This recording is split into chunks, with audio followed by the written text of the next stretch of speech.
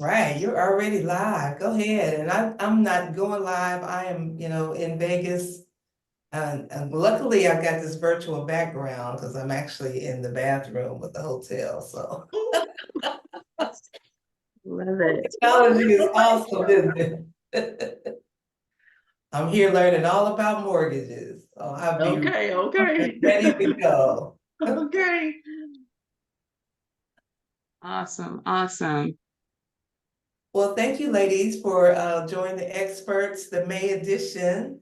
And one of the things that I want, before we get into any questions, Janila, let us know about, congratulations on your closing. Let us know how that went. Want to know your wins, what you learned, what you would do better, anything, tips you can give any new home buyers.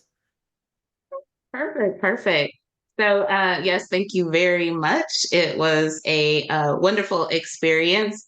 Um, so these buyers, um, they were first time home buyers here in the United States. They had previously purchased a home in Puerto Rico. So, but a very different process than how we do things here. It's very simple over there. And here, for them, it was more complicated. Okay. Than what they had experienced over there. So it was very important that I was able to communicate the process to them, establish that relationship, and then be able to help them navigate every step. So lots of communication going into that. And so I would say to that point, as a first time home buyer, ask questions. Like no question is, too dumb or silly. It's your first time going through the process. It's very important to ask questions. On the realtor side, right? It's the same thing. Ask questions because you don't know what the homeowner does or doesn't know. So it's very important to be extremely communicative during the process. They were able to work with a really wonderful lender. They were Spanish speaking. So that was very important as well, right? Finding the team members that could help during the transaction. So whether that was at the title company, through the lender. And so they worked with a really great lender that was able to communicate in their language and explain the process to them. So on the realtor side, I have one job, right? The lender has another job. Their lender is going to talk to you about your monthly payments, your loan, and that whole process of financing and the money part, right? And so you need to be able to trust them and lean on them and ask them questions as well, right? Your realtor is not the lender unless you're Vanda and you hold dual roles. So it's very important to ask a lot of questions to get an understanding. Anytime you don't understand anything, ask a question. Don't assume. Don't just, oh, it's okay. Like, I'll just go with it. No. Um, and so that the buyer asking as many questions as they did really helped them, I think, get through the process. And it was pretty smooth, all things being considered. We did have a few hiccups at the end um, with, just communication with a third party vendor in Puerto Rico, but the lenders were all on top of it. We were communicating back and forth. Title company, the other agent on the other side of the deal was very communicative. So everybody, it was a team effort. And that's what you have to realize. Real estate is a team effort. We've all got to be communicating, aware of what's going on, and a part of the deal to make it happen. So no one person makes the transaction. It's all of us working together in harmony to get us all to the closing table, which is our goal. And then having a realtor that prepares you for beyond the transaction as well. So it was a really good experience. I would say I wouldn't say the one lesson. I learned several lessons. But I would say the lessons that I learned was um, keeping up with timelines, and just double checking things to make sure that you've got everything as far as paperwork, contracts, and things like that. The other lesson that I learned is to when working with like new first time home buyers or working with the lender relationship, all the relationships, right, that are involved, is to make sure that you are putting those things out there. So making sure that everybody's in the loop, right? So we had good communication, but just making sure that everybody was on the emails and in the right thing, because the title company had a portal. Then we got emails going between lender and real estate. So that was something for me. I saw an opportunity to streamline that process on my end, to be able to make sure that everybody has the communication. And so, yeah, I spent that weekend putting my processes together to streamline that to make sure that the process is even more smooth. Like I said, it was a great success transaction, but those were some of the lessons that I learned. Good, good. So having a transaction coordinator would really help. I know this was your first one, you wanted to do it all, to see all the working parts, but you see the benefit of having a transaction coordinator to help communicate with all the different people in the timelines and to help out. Absolutely. Absolutely. I've got other transactions in the works, listings and things like that. And so having a transaction coordinator to take care of that piece for me would have been extremely beneficial. Mhm. Yeah, Charissa and I were just talking about something like that. I think you mentioned an assistant, but transaction coordinator could function in both roles. Okay, so do we have, and very good, and congratulations again, Janila. Congratulations. Do we have any questions from the lives? Oh, I didn't even go live on Facebook. Okay, well, that would help. All right, so that's happening. So I don't have any questions from the lives, but I did have a question. So one question came in about investments, doing investment properties. And so the question is, I want to purchase an investment property. Is now a good time with rentals? Should I do rentals, flips, or land? It's kind Well, of an open-ended question. I mean, that depends on who you ask and what their goal is. Yeah. Right. So, If they want to flip, rent, or buy land and build and develop, those are all three different avenues of real estate. So I guess my question, I would have to have a follow-up question, like what is your goal? Is it you looking for long-term, short-term, you know, what is your goal? So first you'd have to determine what your goal is to determine which one of those would be optimal for you at this time. Personally, I'm going for land, but I'm older. I'm not trying to do a fix and flip business. I can do a fix and flip to maybe make some money to buy the land, you know. What do you think, Charissa? Yeah, I think it's what you're trying to determine. What are you trying to do for yourself? You want to purchase that and hold on, or are you trying to purchase and the land or the home and the time gets in a point where you can make more money and just flip it, or like you said, get a fixer upper and make sure that it's good for the market. That when you are ready to sell it, that you're going to be making a profit. But yeah, not a little homework to be done and that to see how it goes. Or some people they buy the homes and they renovate it, put a tenant in it, and then it becomes a residual income. So it just depends on what you're trying to do with that. Some people don't want to be landlords. Some people Right. want manage property, so. Right. I was a fixer upper, fix it up, and I rented it out, and then I think I held on to it for a couple of years, and then I went ahead and sold it.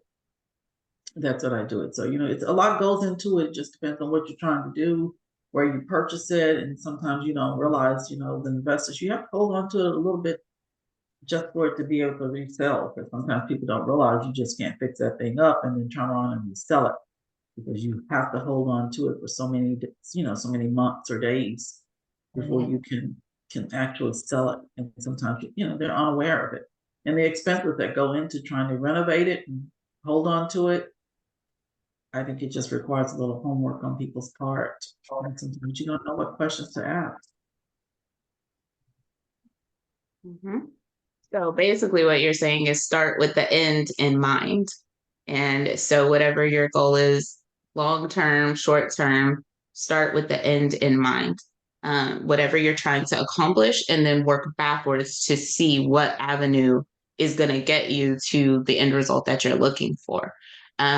Because you can, and a lot of times you can start one way and think, oh, I'm going to turn it into this, I'm going to flip it. And right now in this market, like, you started out thinking, okay, I'm going to flip this house, I'm going to turn a profit real quick, and then use that so what happens is people will buy, flip, then they will take the profits from the flip to buy another house or put a down payment on another house and just keep the cycle going in order to build up until they're ready to do a rental property. And right now in this market, buying and flipping is a little bit different, because now there was a shift between March and April. We saw a shift in days on market became even longer, right? I think we saw another shift, last between September and October. There was another shift of, properties sitting, but it still wasn't quite as much as it is right now. And so we are experiencing longer days on market, slower absorption rates, which leads to a buyer's market where buyers are now able to come to the table and negotiate a little bit more because sellers' houses are sitting for a little bit longer. So you got to start with the end in mind, and be ready to shift though. Be ready to pivot, regardless of whatever you choose. So there's never going to be like one best thing at any given point in real estate. It really is about what you want to do. So we can help you with that. Like Vanda said, she's into land.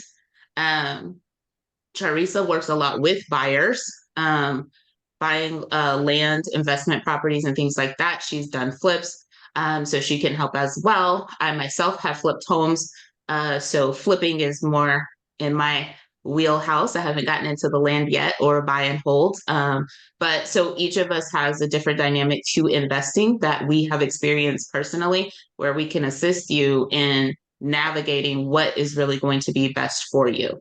And those questions that you need to ask in order to determine whether it's a good deal or not. It's true.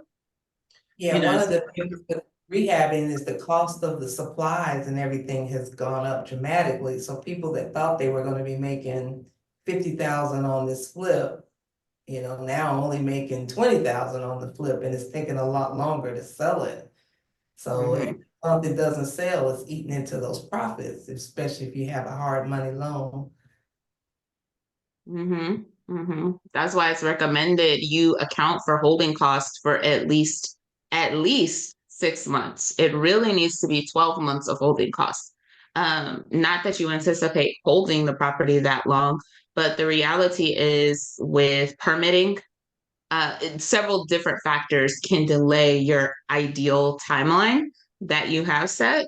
And so going into it with the long game, like if I don't get out of this in, if I don't get out of this deal in 2 months, 3 months, what does that really look like for me? Can I sustain this? And a lot of right? A good tip is build your holding cost into your rehab money that you're borrowing from the hard money lender to give yourself a cushion. Just a little tip.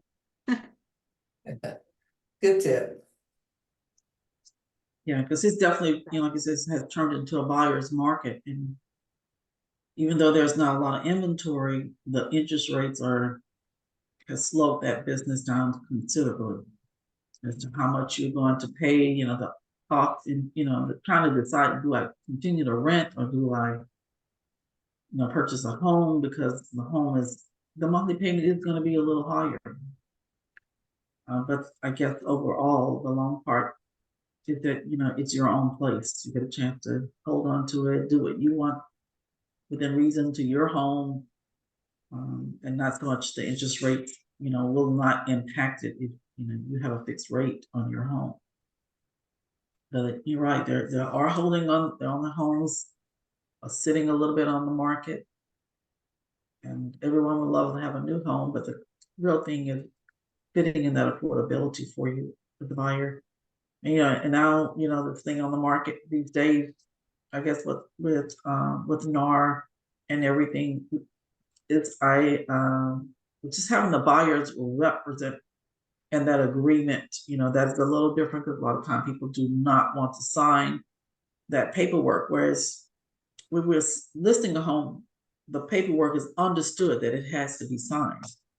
But as now it comes in here with the buyers, I think it's going to be looking a little differently for the buyers, for them realizing that they must be able to sign a buyer's represented agreement.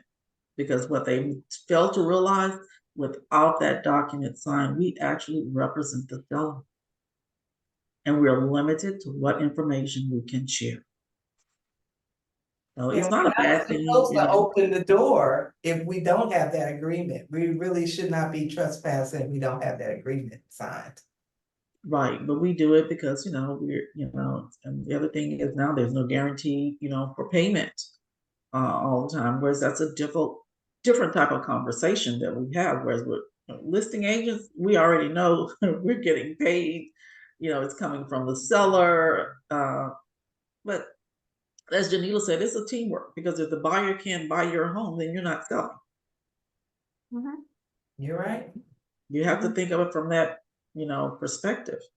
The buyer has to get approved, and it has to fit within their budget, and from there they can sell they can purchase a home. But they can't purchase if they can't afford it. So like I said, it's all teamwork. But I think it's going to be a different conversation. We have to bring it out. We have to get it worked out. And, don't, as buyers, don't be afraid to realize, now we're probably going to be required to have that paperwork signed. It's not that we're trying to hold you hostage.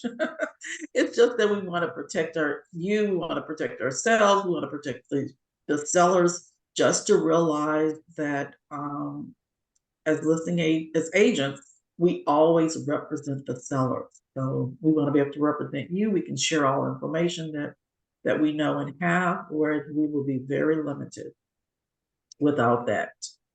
And I think, I think the different market that we're going into. Other than that, the buying and selling, it's a great experience. It's a process, and it does take time. And in mentioning that, just know that some buyers may have to pay their agent out of their pocket versus having the seller traditionally pay both sides of the transaction.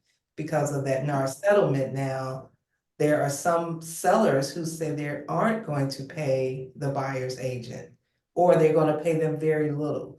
Like, for instance, Chandra told us Saturday that she has got $500 coming from the seller's agent for a $4,000 lease. Normally we get 50% of that, which would have been $2,000. So now she has to go back to her buyer, her tenants, and get the other $1,500.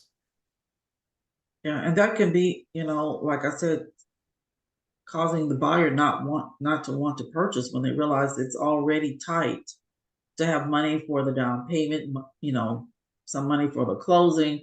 You have your inspections, your earnest money. It's a lot of out-of-pocket expense, and how are you going to get there? I think it takes some creativity on everyone's part to find out, where are we in this process? Because we definitely want to help you purchase your new home, or purchase a resale home, is a first time home buyer, it's a great experience. But I guess the hard conversation is, when it comes down to the money. Because How much money do you have? And how much money are you gonna put into your house purchase? You may have money in 401k, retirement, insurance policy, gift funds, savings, you might have to pull from all those sources. But without leaving you broke, how much of that are you gonna use for this house purchase? right. And then the other thing is, they may not want to think about this, but sometimes, buying a home that needs some repairs, that could be a way to start out. The ugly house may not be so ugly if you realize that the lender do indeed have funds to help you repair that home, provided it's not, you're not moving all those walls around as you see on these home shows. But there is money there to renovate that place, and you can put your own touch onto it, and you're not coming out of pocket for that. It's all part of your initial loan. Yes, a renovation loan, yes, and you have to hire the contractors that's approved by the lender.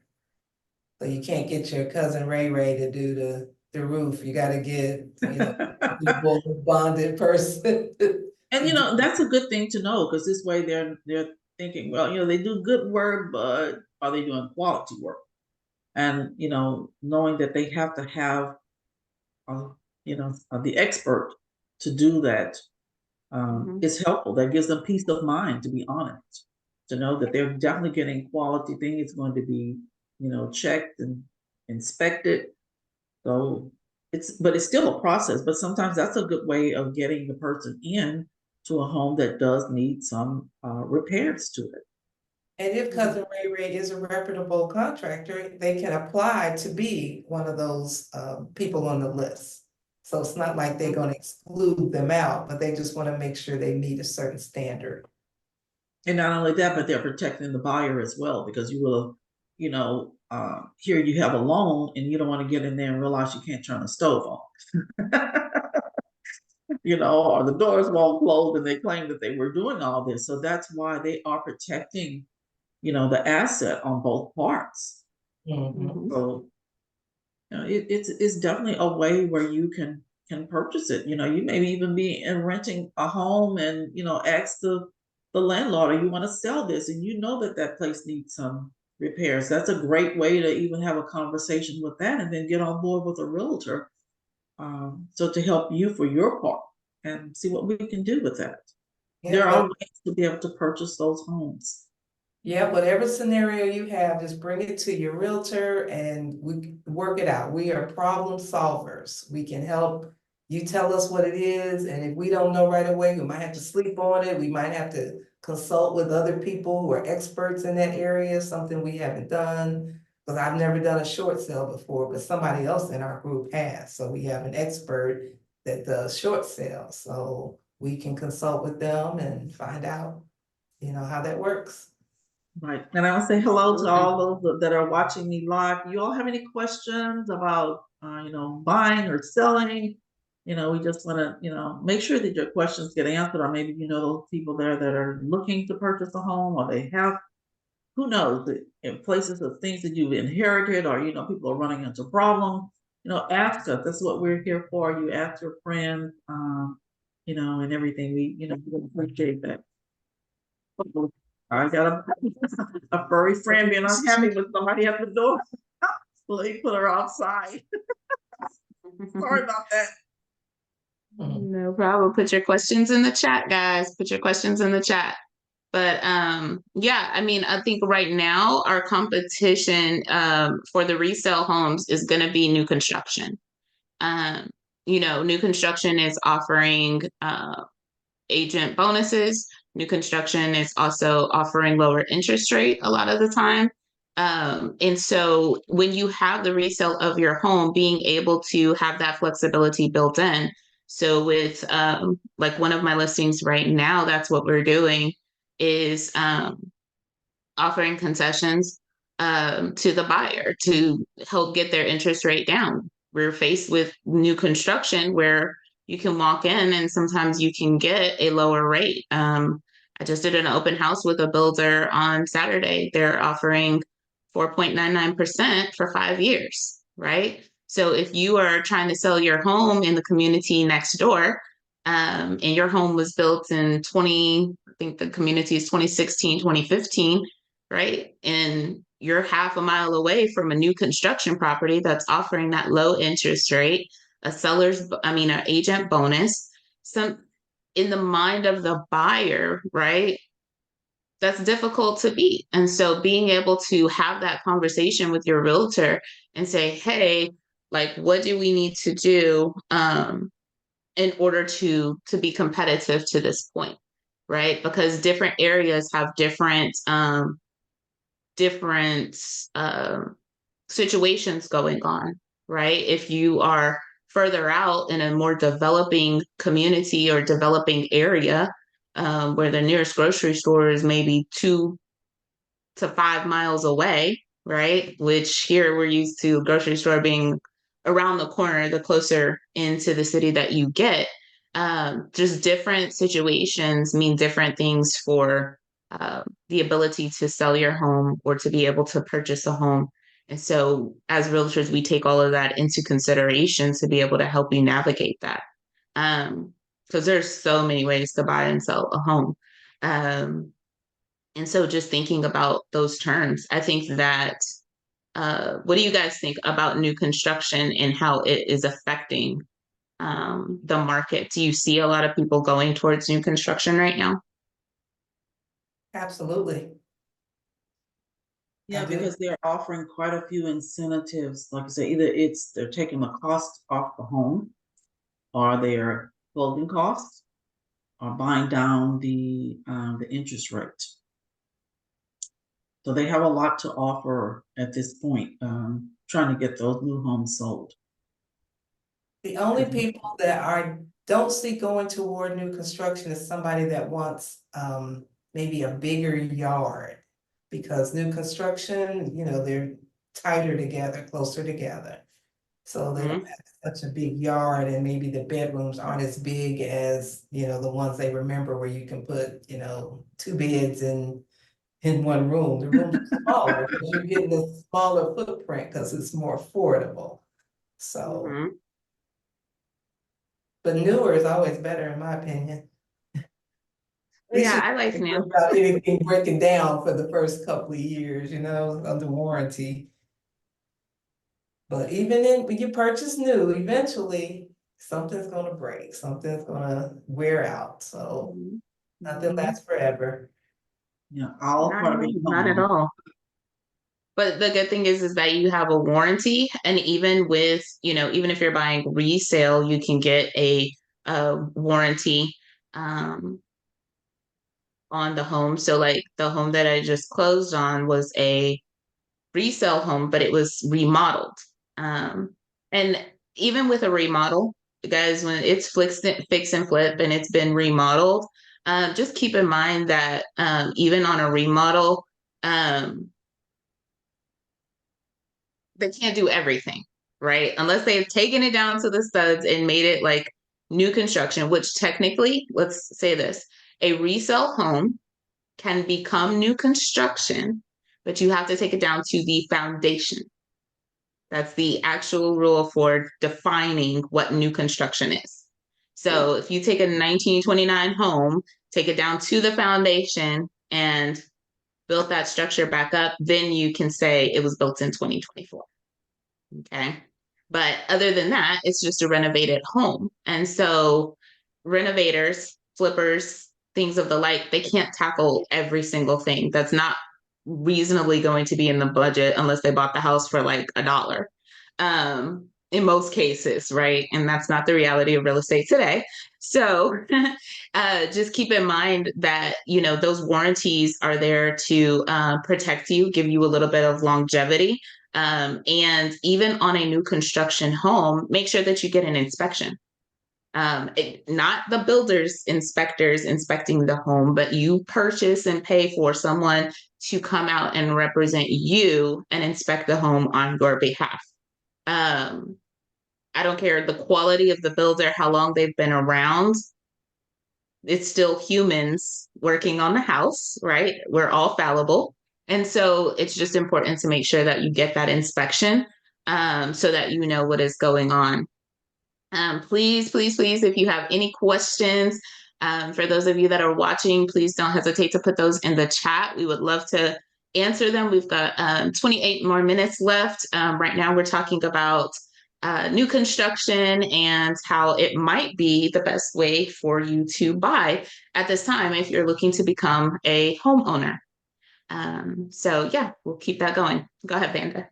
So for new construction, I know a lot of people are thinking, well, I don't want to move to the suburbs, or I don't want to move far out the city, but they are building some new construction homes right off of Griggs, 288, South Park area. So there's new constructions all around, and they all may not be listed on the MLS. So get with your realtor and find out tell them what area you want to be in and see if there's any new construction that's going on there or that's going to be planned there. So depending on your timeline, if your timeline is not to move for 2 years or a year, you've got time. And a lot of times with new construction, all you have to do is once you decide on a model is pay maybe from 2,000 to 5,000 down to hold that home for you. And then when it's ready, you pay the rest and you move in. Yeah, because that's a good point, because when we talk about new construction, our minds automatically go to the D.R. Hortons, the big builders, the Perrys, the Lennars, and all of that. We automatically think about that, but there are private developers that are building homes, new construction in these areas.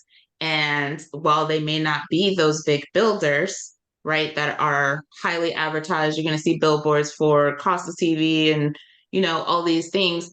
They are out there, right? We're getting invites to their grand openings for their communities and things like that. And so, yes, absolutely.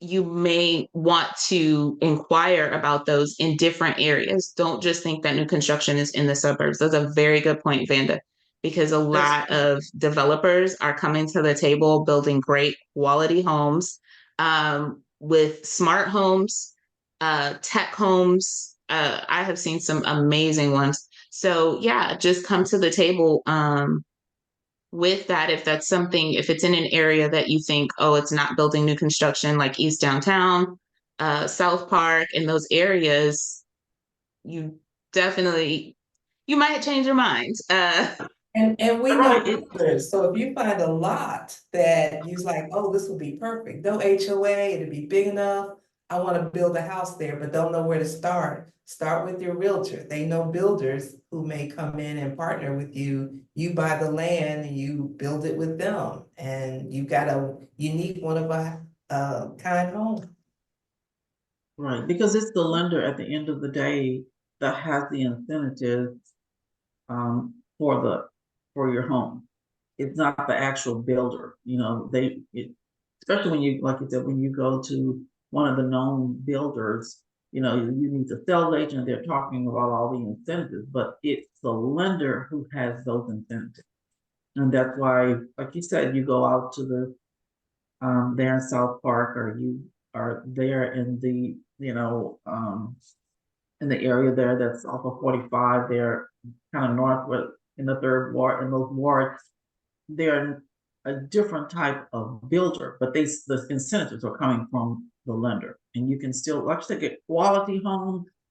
The one thing I love about it, because then the homes look a little differently than like, think you one of those, like, I don't want a home that looks like all the other builders. Well, you'll find those when, they're buying a couple of lots, or they bought 3 or 4 lots and they built those homes and they look a little differently. And yes, you can afford those too.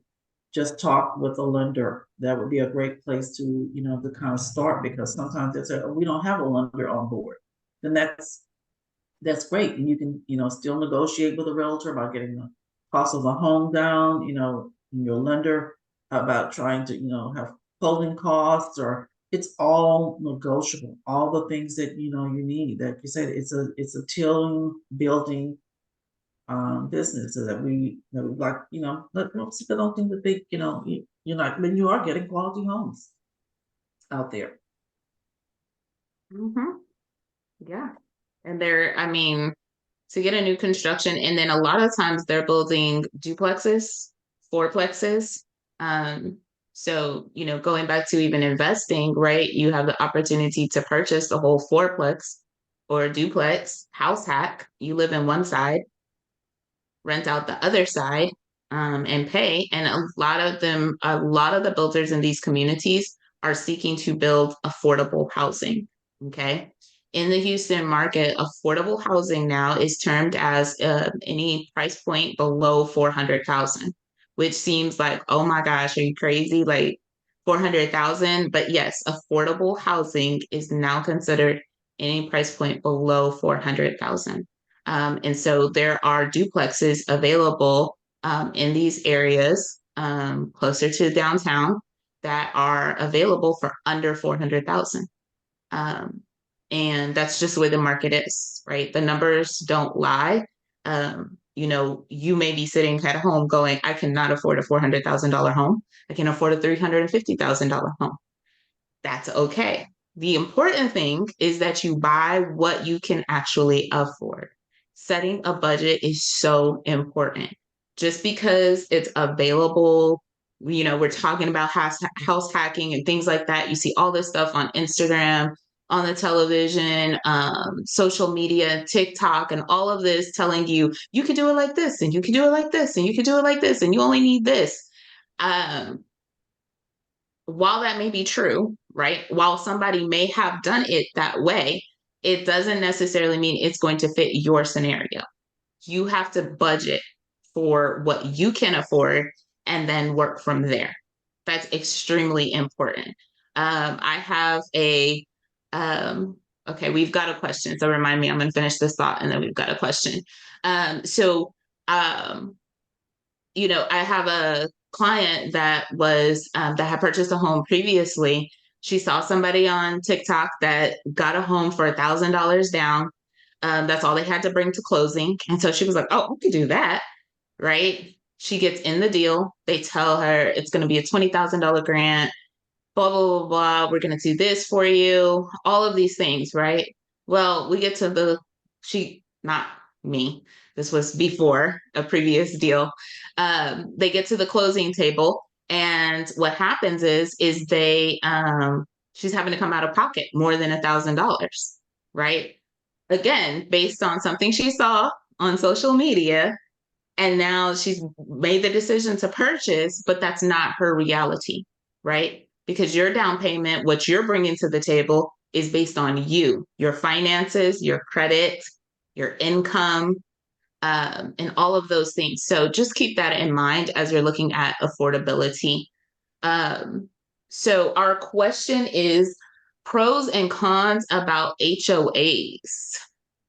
That's a good one. So pros and cons about HOAs. So I'm a fan of the HOA to some degree. Especially if I'm living in a neighborhood, I'm a fan of it because I don't want your trash piled 3 feet high. The way some people want to live is not the way I want to live. And so to keep the aesthetic of the community, I value an HOA.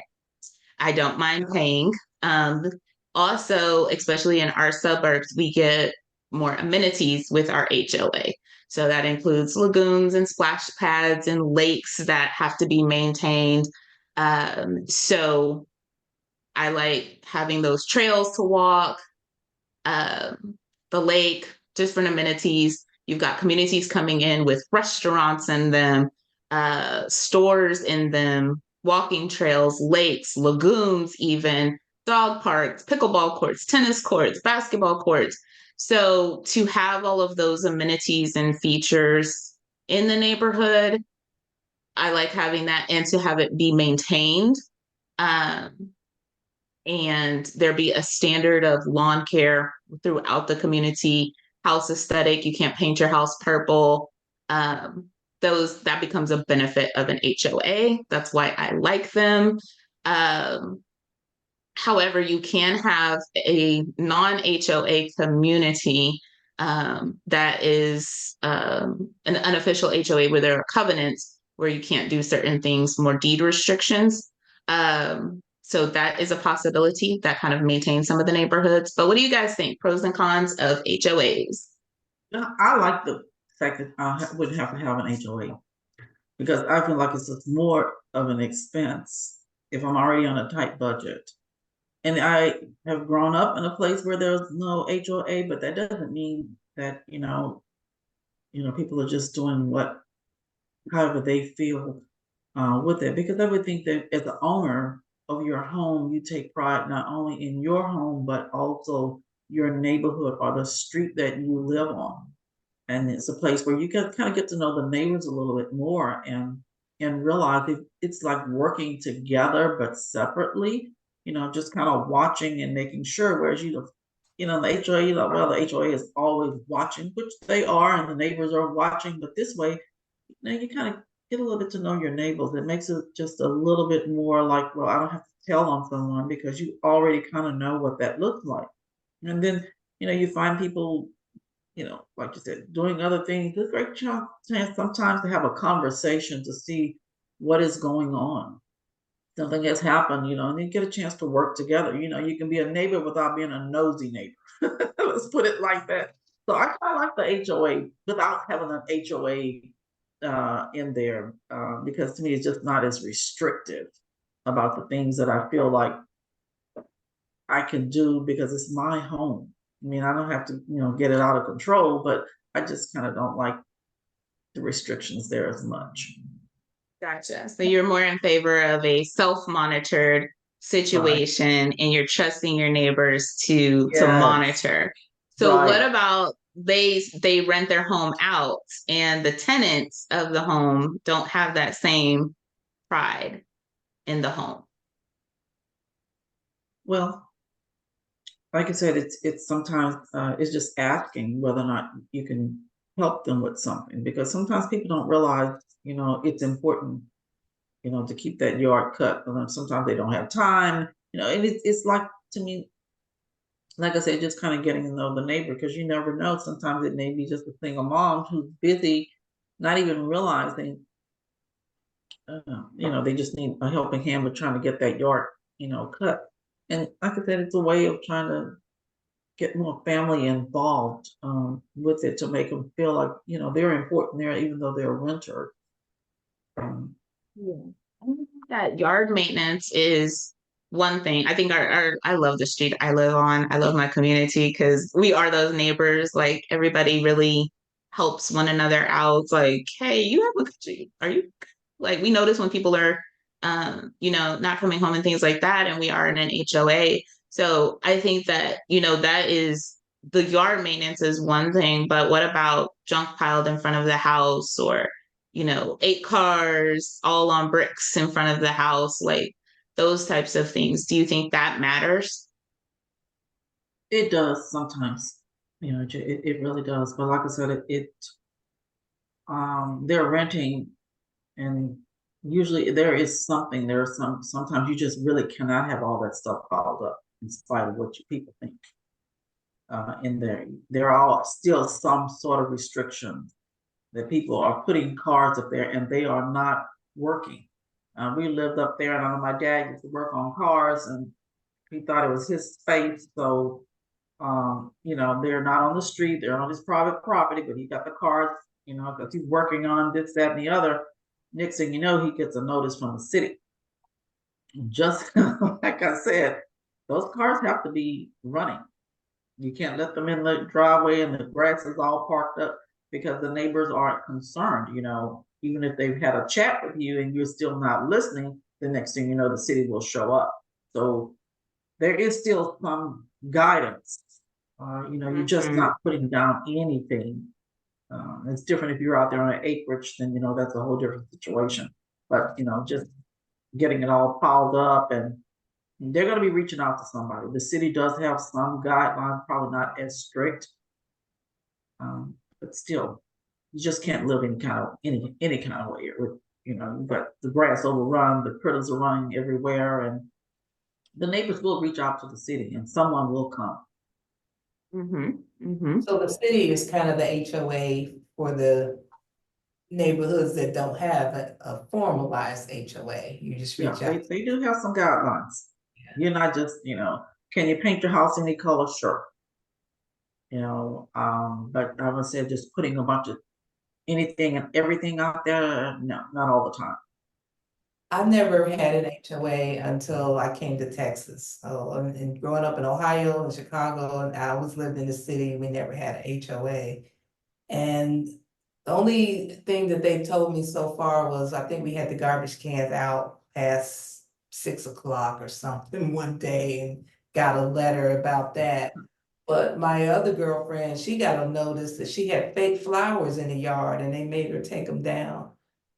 I'm like, things like that, a little nitpicky, they're flowers, they're fake flowers, so what? Or you have a neighborhood where you can't plant a certain thing, a certain flower, a certain tree, or certain, to me, that's really specific. But, maintaining aesthetics, that's pretty self-explanatory.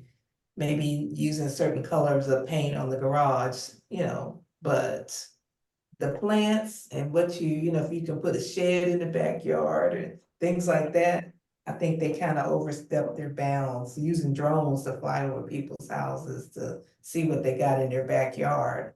It's the backyard, it's not the front yard. That's my opinion. Invasion of privacy, I like that. Yeah. Very good, very good. So, I mean, it's different. Here's the thing about HOAs, just to kind of recap, pros and cons about HOAs. Some of the cons is the price associated with it, right? As well as what you're getting in some of the maintenance or the nitpicky things that can come about with HOAs, and things, restrictions, right? Some of the pros is that there is a bit of governance for people who don't have that self-awareness to be able to monitor themselves. It also sometimes comes with amenities that other communities may not have, right? Like community swimming pool, community restaurant, lagoon, whatever. There's definitely a price to pay with that. But if those are the things that you like, if you like having a community full of things that you can do on a whim, like in Town Lake, which is nearby, you see people on their golf carts going down to the restaurants. They can pull up their boat to the restaurants and the boardwalk. It's just it's a lifestyle. They pay for it, and it's a lifestyle that it's afforded to them. And so, or even on golf courses. So definitely having a HOA, there are pros and cons to it, but it's about your lifestyle, right? If you want chickens and roosters and goats and pigs, then that you have to take that into consideration when purchasing, right? A lot of people move into a place with these things in mind and then get upset when, what do you mean I can't do this? What do you mean I can't start a small farm? What do you mean I can't build a whole garden shed in my whole backyard? What do you mean, right? There are sometimes easements that will prevent you from doing those things. So it's not always just the HOA. When you are purchasing, again, even if you're purchasing for personal use, start with the end in mind. What do you see your lifestyle looking like in this home? And then build from there. If you want a pool, get a yard that can sustain a pool. Right. Yeah, make sure you ask those questions too. Right. Yes. Going back to asking the questions that are going to fit your needs for the future and not just for right now, because this is a long-term investment, right? A lot of people are holding on to homes right now because they got it at a low interest rate. I would love to move, but then I'm like, so one's gotta give, right? So no, I mean, that's real. Like, and so you have to think about that. There are people in their homes right now that are like, oh my gosh, they feel kind of stuck. And so it's like, no, it is what it is. You want to keep that low payment. And so what can I do to my home? Now they're looking at what they can do to their home and finding out, oh man, like I can't do this, I can't do that to make it what they want it to be. So just ask those questions up front, right? Because it's a long-term investment. whether you want to be able to rent it out, whether you want to be able to stay in the home for a long time, whether you want to sell it eventually. Start with the end in mind. And another note, don't always look at the $300,000, $400,000 that the house costs. Because once you finish paying interest and everything, you're gonna be paying a whole lot more than that. But look at the monthly payment. If you're able to afford $2,000 a month for rent, you probably can purchase a home, because that's $24,000 a year if you look at it. And then you multiply that by the years, you know, all that money that could be going maybe towards some of your interest, paying some of your interest down so that you don't have to have a 30-year mortgage. You can pay it off in 10 years. So there's a strategy that you can use so that you don't have to be in this house payment for 30 years. And we can show you that as well. Yes. I think that'll be a great topic for our next Ask the Experts. Every second Tuesday of the month, we will be here to answer your questions about all things real estate. You know, we will bring on different speakers to be able to speak to those things as well. So you can submit your questions, even comments in this post. Later on, it will be up for your viewing, so you can put comment questions there. You can email us questions. However you can get in contact with us. Telephone numbers, they're all available on our social media. So be able to reach out to us. We have Instagram, Facebook, YouTube, and TikTok between all of us, but not all of us has all of them. And so, but reach out to us, ask your questions, get the answers that you need to make the wise choices for your life. This is about you, and purchasing a home is very personal. It is it's a big deal. Like, we're not gonna sit here and make it like, just buy a house, it's cool. Like, no, it's a big deal. It's a big deal, and we take it very seriously. And so we want to help you navigate the process as best as you can to be successful with your purchase. Again, whether it's a personal home, an investment property, we are happy to assist you. Again, we'll hear every second Tuesday of the month, 9:30 a.m. Central Standard Time. You can catch the recap as a reel on our social media pages and follow up with any questions that you have. Ladies, do you have anything else? Nope. Thank you, ladies. Thank you, ladies. This is gonna go up on YouTube on the Ask the Expert series, so you can catch the replay there if you missed anything. Awesome. right. Thank you so much for your questions. All right. Take care, everybody. Bye-bye. Bye-bye. Bye.